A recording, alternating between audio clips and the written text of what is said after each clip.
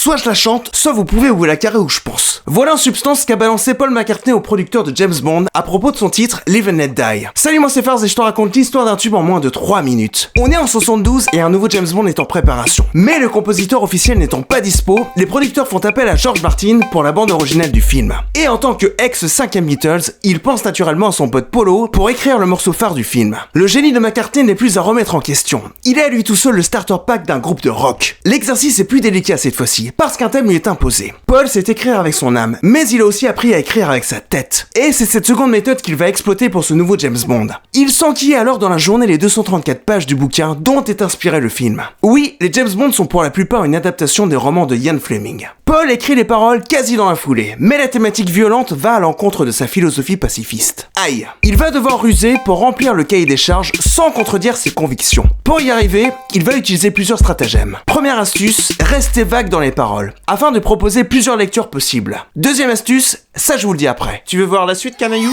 C'est par là que ça se passe.